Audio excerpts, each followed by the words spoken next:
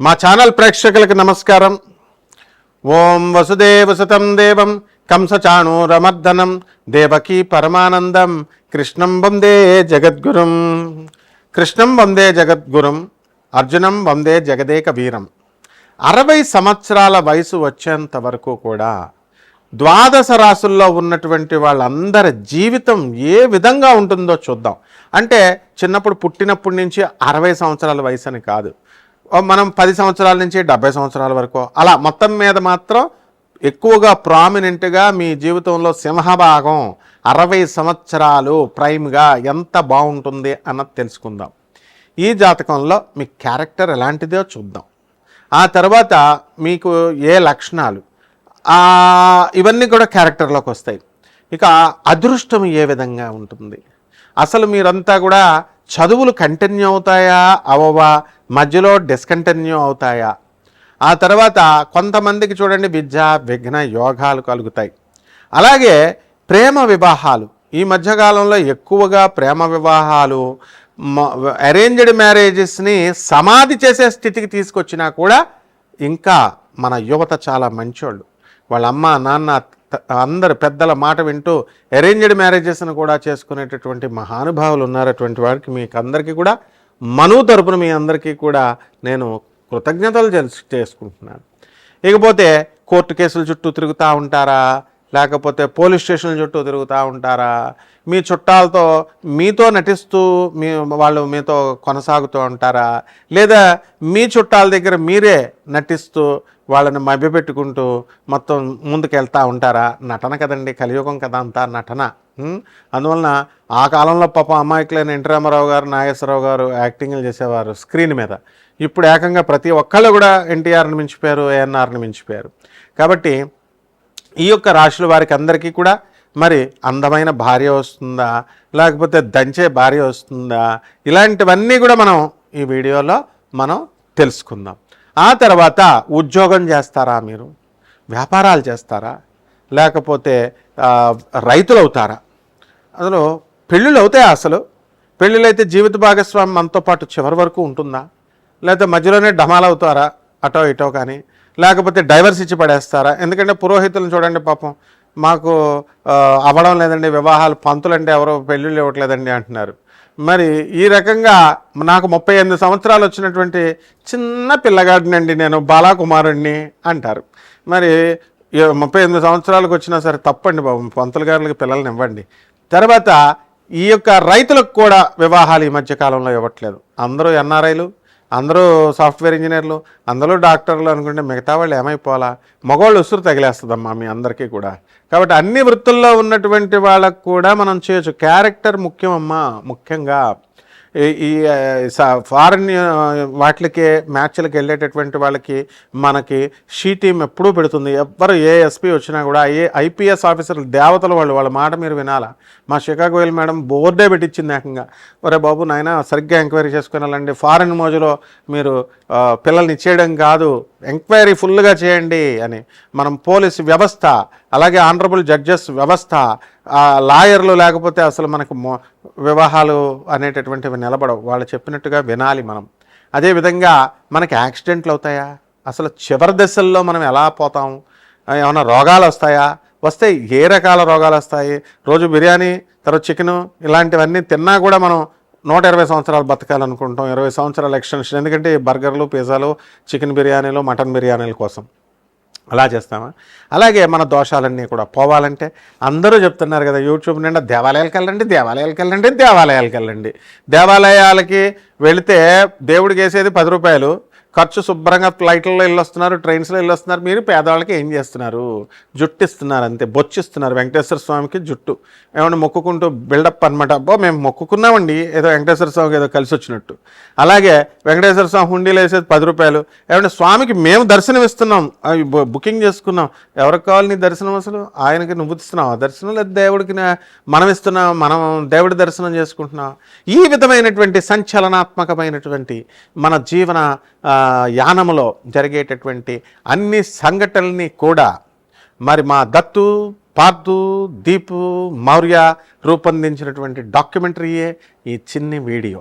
అంటే మనందరికీ కూడా నిజంగా 12 రాశుల వారికి ఎలా ఉంటాయి చూద్దాం. మేషరాశి వారు ఉన్నారనుకోండి, మేకపోతు గాంభీర్యం. అలా అని ధైర్యం లేదని కాదు, వాళ్ళకి ఆర్మీ కమాండర్ ఏం చేస్తాడు, షూట్ అంటాడు, అంతే Pakistan dub dub dub call చేస్తాడు. అక్కడ ఉన్నవాడు మనకు రివర్స్లో వేస్తాడా లేకపోతే ఏం చేస్తాడో అన్నది మనం ఏమీ చూడం కదా. కాబట్టి బ్రెయిన్తో కంటే కూడా మేషరాశి వాళ్ళు ఎలా ఫైట్ చేస్తారంటే యాక్షన్, వాళ్ళ తల్లిదండ్రులు ఇచ్చేటటువంటి ఇది. ఆ విధంగా ఒక ఎగ్జాంపుల్గా 12 రాశులు మనం తెలుసుకుందాం, ఏ రాశి వారికి ఆ రాశి. కీప్ వాచింగ్, మా వీడియోస్ని చూస్తూ ఉండండి, షేర్ చేయండి, లైక్ చేయండి, అండ్ మీరు కామెంట్స్ కూడా చేసుకోవచ్చు. కామెంట్స్ ఆఫ్ అయినా ఏం పర్లేదు బ్రదర్, ఎందుకంటే మీకు భయపడి యూట్యూబ్ వాడు పెట్టే మీ ఎంత అభిమానులు అంటే మాకు ఒకే రోజున 1000 కామెంట్లు పెట్టారు. మీ అందరికీ నమస్కారం అయినా.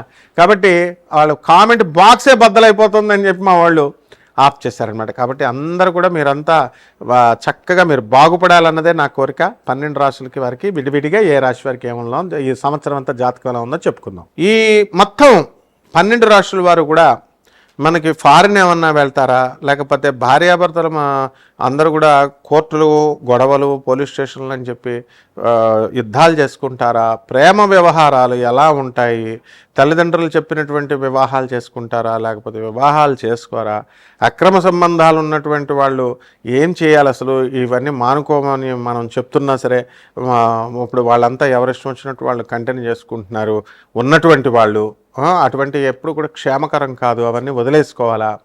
మరి అలాగే సంతానం దగ్గరికి వచ్చేసరికి సంతాన విషయంలో మరి అనేకమైనటువంటి స్టెప్స్ తిరుగుతున్నారు వీళ్ళు. సంతానం లేకపోవడం వల్ల ఏం చేస్తున్నారు, వేరే ఫెర్టిలిటీ సెంటర్స్ తిరుగుతున్నారు.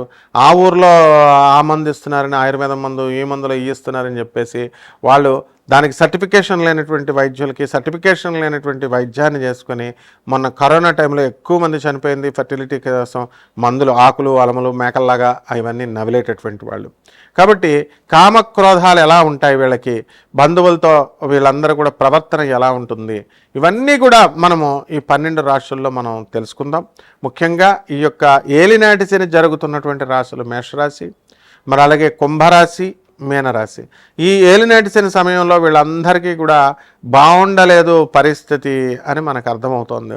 కాబట్టి దీనికి మొట్టమొదట ఇప్పుడు కొత్తగా వచ్చినటువంటి ఈ యొక్క మేషరాశికి ఏలినాటి శని వచ్చేటప్పుడు ఏ రకంగా ఉంటుంది, మరి అలాగే పోయేటప్పుడు ఏ రకంగా ఉంటుంది, మధ్యలో ఉన్నటువంటి కుంభరాశి వారికి ఏ విధంగా ఉంటుంది, ఇవన్నీ కూడా మనం ఈ యొక్క వీడియోలో మనం డిస్కస్ చేసుకుందాం. అలాగే ఇళ్ళు, గృహయోగాలు, వాహన యోగాలు, అలాగే ఇవన్నీ కూడా మనం చూసుకోవాల్సినటువంటి అవసరం ఉంది. మరి నిజ జీవితంలో మనకి ఈ సంవత్సరంలో యాక్సిడెంట్లు అవుతాయా, యాక్సిడెంట్లు కావా, దేవాలయాలకు వెళుతూ కూడా చాలామందికి యాక్సిడెంట్లు అయినటువంటి వాళ్ళు ఉన్నారు. అలాగే హనీమూన్లకు తీసుకెళ్ళి భర్తలను చంపేసినటువంటి ఇన్సిడెంట్లు మనం చూస్తున్నాము. అసలు అంతా భయంగా ఉంటుందన్నమాట. ఇలాంటి సంఘటనలు ఎందువలన వాళ్ళంతా కూడా జరిగాయి. ఇక విమానాల ప్రయాణాలు తెగ చేస్తూ ఉంటారు బిల్డప్ ఇవ్వడం కోసం, ట్రైన్లు పనికిరానట్టు, ఏదో బస్సులు పనికిరానట్టు ఏరోప్లేన్స్. మరి మొన్న ఏరోప్లేన్ క్రాష్ ఎందుకు జరిగింది, అసలు ఈ కుజ కేతువులు ఇద్దరు కూడా ఈ విమాన ప్రయాణాలకి కారకులు అవుతున్నారా, అలాగే ఇక ఇతర రాశుల వాళ్ళకి కూడా మనకి వాహన ప్రయాణాల్లో మనకేమైనా సరే ప్రమాదాలను సృష్టించబోతున్నారా, అదేవిధంగా ఈ యొక్క వాహనాల విషయంలో కొత్త వాహనాలు మనం కొంటూ ఉంటాం. ఆ వాహనాలు కొన్నవి ఎంతవరకు ఎవరికి పడతాయి, ఏ రంగులకు పడతాయి, అలాగే వివాహం కానటువంటి పెళ్లి కాని ప్రసాదులు చాలామంది ఉన్నారు. అటువంటి వాళ్ళకి వివాహాలు అవుతాయా, అసలు అవ్వవా? మరి పెళ్లి కుమార్తెలంతా కూడా గురుమౌఢాలు, ఇలాంటి శుక్రమౌఢాలు ఇవన్నీ కూడా ఉన్నాయి. వీటిల్లో ఈ రాశుల వారికి వివాహాలు అయితే ఎప్పుడు అవుతాయి? ప్రేమ వ్యవహారాల పట్ల యువత ఒకానొక దశలో 20 సంవత్సరాల క్రితం తిరిగింది, దానికి శాచురేషన్ స్టేజ్ తీసుకొచ్చేసారు. ఇప్పుడు ప్రేమ వివాహాలు కూడా పోయినాయి, లివింగ్ ఇన్ రిలేషన్స్ వచ్చేసినాయి. ఏమనంటే సుప్రీంకోర్టు తీర్పిచ్చింది అంటున్నారు. కొంతమంది యువత అయితే హోమోసెక్షువల్స్ అని స్టార్ట్ చేశారు. కొంతమంది ఈ అఘోరి మొన్న మధ్య వచ్చింది వర్షిణి అనే అమ్మాయిలు పెళ్లి చేసుకోవడం మొదలెట్టారు. ఆ విధంగా ట్రాన్స్జెండర్ల అమ్మాయిలు పెళ్లి చేసుకోవడం మొదలుపెట్టారు. ఆ తర్వాత ఈ యొక్క మనకి ఈ వివాహ వ్యవస్థలో ఇప్పుడు అసలు నేను పెళ్లి చేసుకోకుండా బ్యాచులరే ముద్దు, సోలోనే ముద్దు అంటూ సినిమాలు చూసి ప్రభావితం అయ్యేటటువంటి యువత ఈ 12 రాశుల్లో ఈ సంవత్సరంలో చేసేటటువంటి పనులు ఏమిటి, కూలంకుషంగా మనం ఒక్కొక్క రాశికి విడిగా మనం తెలుసుకుందాం.